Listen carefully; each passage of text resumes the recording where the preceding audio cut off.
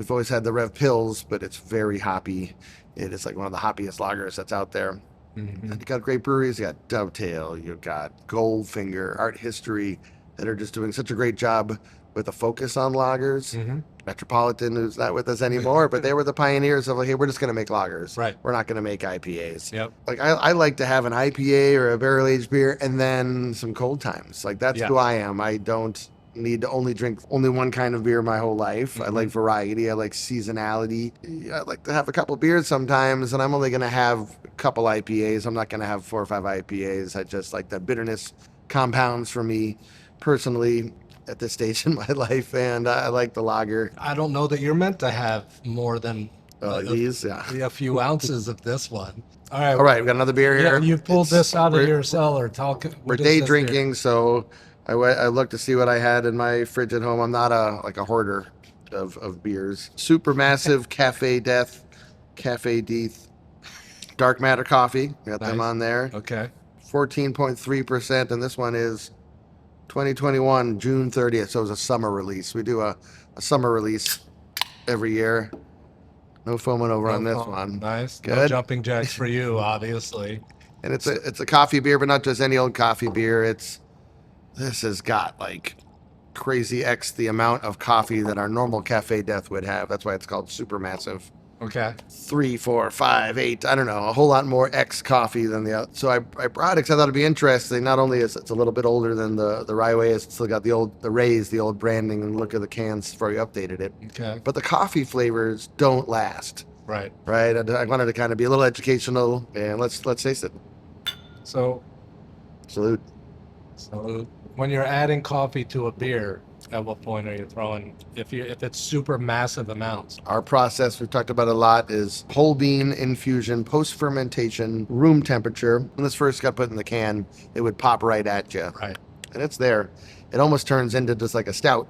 Right. The coffee, kind of like a roasty, chocolatey finish. But we do like a pretty quick, like 24-hour roughly time on the beans, and then we move the beer out of the tank, leave the beans behind. Otherwise, with coffee, you can extract all kinds of non-desirable flavors. The key is like the green pepper, kind of piquant green flavor, that peppery flavor that just overpowers. And that's not what we're going for in our beers. And we've learned over time to use that whole bean infusion on the cold side, never on the warm side of things. So this is after it's come out of the barrel, after the beer is aged.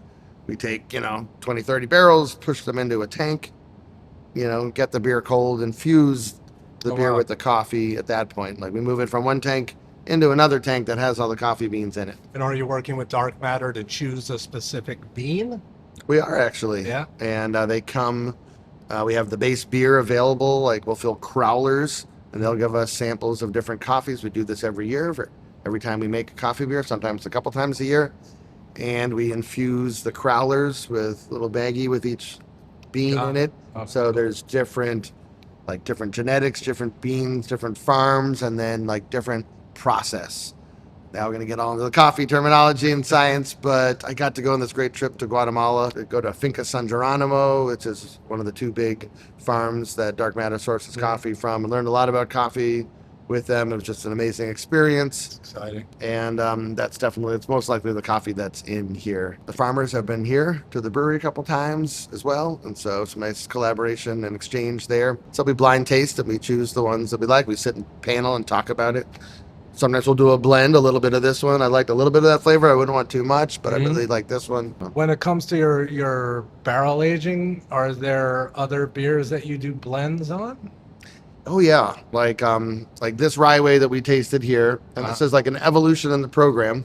Originally, like when you first make your first batch, second batch, third batch, and you're just getting started with the barrel age program, you're giving people like a 1 batch version of it. Right. And it was made on this date, and it went in the barrel, and it came out, and it put it in this date. And once you have a library of beers, it takes time to assemble it. You're able to blend, and blending, and you learn this from the winemakers. This is what they do. Almost every beer we're making is a blend. Not all, but most are at this point in time. Like this Rye Way to Heaven probably has 3 or 4 different Rye Way to Heaven batches within it. And the average time in barrel, I'm just gonna guess, might have been like 15 months average, but there might have been some 20, 2.5 year yeah. and some 9 month Right. and, you know, a whole bunch of 15, 16 month. We don't brew as much beer when there's not as much demand. And so we use this time to brew and fill barrels. So if you had come to the tap room just 6 weeks ago, there would have been a lot of emptiness here. Okay. And we had just emptied out the beers that we just got sold. And it takes just a little bit of time to get the barrels in, brew the next batch, fill them up. The barrels sit in the back for a week or so before they get moved into place, just because they swell a little bit, they can leak.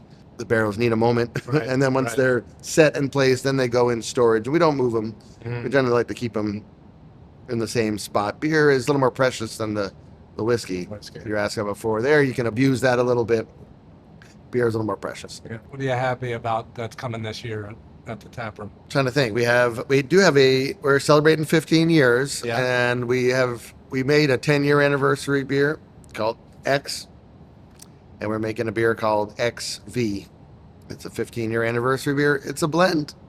You know, Right. It's a blend of barley wines and maybe some rye from Rye Way to Heaven as well. It is still like on paper, and some of it's behind us here, Okay. and it's going to come out this summer. And so it's just a fun way to celebrate past these moments in time and putting out a special beer for it. It'll be a special beer, a little bit of a collector's item kind of a can. It lists all the different beers we've made Oh, nice. ever before. All kinds of beers on the can. It comes out in July. We haven't announced the date yet, but I think we have a date in mind. Well, the good news is this is a definite drink it. This beer is. So you want to taste this, Jack? No, I don't drink beer. Yeah, of course. Yeah. Whatever. That's Sometimes good. I keep rolling and come up with some funny shit.